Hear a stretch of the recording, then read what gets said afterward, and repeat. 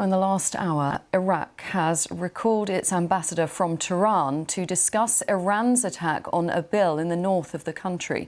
The United States has also commented on the ballistic missile attack launched into Iraq by Iran's Revolutionary Guards. They've described it as reckless and imprecise. Well, the US military said it had tracked the strikes, which Iran claims had destroyed anti-Iranian targets, including what it called an Israeli spy headquarters. Now, Israel hasn't commented. This was one of the buildings that was hit near Erbil in the Kurdish region of the country. Local officials there said that 4 people were killed. Well, let's go live now to our Middle East correspondent, Hugo Bachega. Hugo, can you tell us more about what we know about this attack? Yeah, we don't have many details, but there was a statement from the Iranian Revolutionary Guard saying that they had targeted anti-Iranian terrorist groups, and in Erbil they said they had hit an Israeli spy base. There hasn't been any reaction from the Israelis. 4 people were killed in Erbil when houses were hit. There were loud explosions overnight as a result of those attacks. Air traffic had to be temporarily suspended at the city's airport. And the Iranians also say that they targeted positions of the Islamic State group in Syria, and they say that this was in retaliation to attacks. The Islamic State group said it was behind a major attack in Iran earlier this month that killed more than 80 people at a memorial service for the top Iranian commander Qasem Soleimani. But a lot of the focus is on what happened in Iraq. The Kurdish authorities have described these attacks as a crime against the Kurdish people. And again, this is happening as there have been concerns about an escalation of the violence across the region, sparked by the Israeli war against Hamas in Gaza. What does this mean, Hugo, in terms of the rising tensions that we know are escalating in the region? So we're watching 2 different situations here that are interconnected. First, the Israeli military offensive against Hamas in Gaza, which was obviously sparked by the Hamas attacks on the 7th of October in Israel.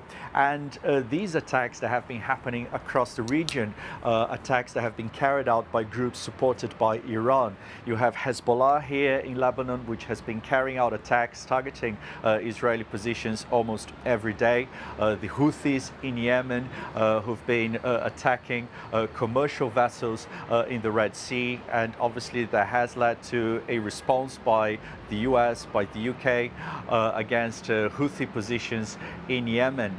And there have been attacks by other factions and groups targeting American bases and American locations in Iraq and in Syria. And all those groups are part of the so-called Axis of Resistance, which is this alliance of forces supported by Iran across the region. So there have been concerns that this violence could escalate into a wider regional conflict. Hugo, thank you. Well, for more analysis on this, earlier I spoke to defence analysis and the BBC's former defence and diplomatic correspondent, Jonathan Marcus. There's a certain amount of confusion on the Iranian side and from the Iranian statements. The statement from the Iranian Revolutionary Guard Corps suggests also that the attack into Erbil in Kurdistan was also in some sense related to retaliation or a response to the bombing of this memorial service that you referred to. So it's rather strange. And there were also attacks very near a new American consulate that's being built there. Also, the Kurdish authorities are saying that they shot down some drones in the vicinity of Erbil airport, where again there are some American forces, we believe, based. So all of this is rather shadowy and unclear. But it suggests, of course, another worrying factor that potentially, of course, here the Americans and the Iranians directly could come into confrontation. We know over recent months there have been a large number of Iranian-sponsored attacks on US bases in the region, but these have been actually carried out by proxy groups in Iraq and elsewhere, who to some extent take their orders from Tehran. But these weapons were actually fired by the Iranians, both at targets, as you say, in northern Iraq and also, of course, in Syria. Jonathan, you mentioned the shooting down of the armed drones there, and this, of course, all comes amid those rising tensions in the region. Can you just briefly tell us about that? Well, look, there are essentially two overlapping sets of conflicts going on. The first is obviously the war between Israel and Hamas in Gaza.